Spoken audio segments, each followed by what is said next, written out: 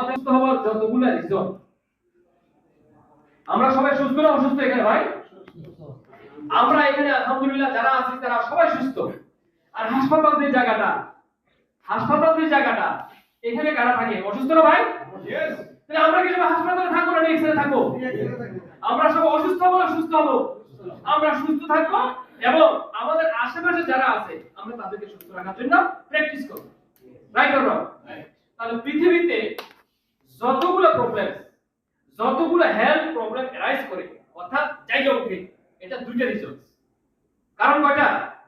যতগুলো স্বাস্থ্য প্রবলেম আছে, যত ধরনের স্বাস্থ্য প্রবলেম, যত বড় রোগ, মেইন রিজন কয়টা? Two reason. এটা দুইটা রিজন। নাম্বার 1 রিজনটা হলো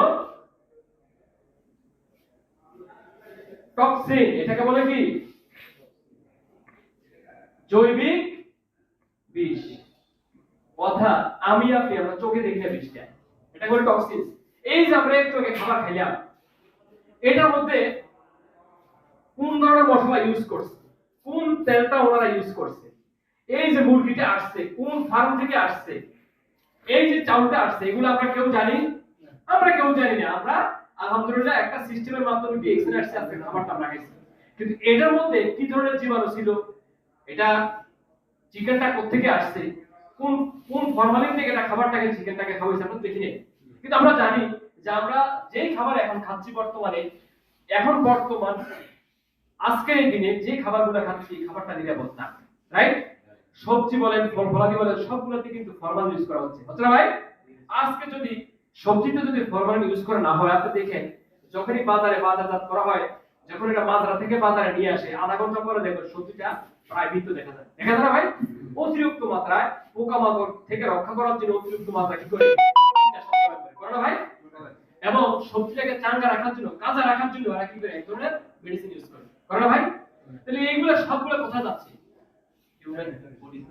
আমাদের বডিতে যাচ্ছে না ভাই?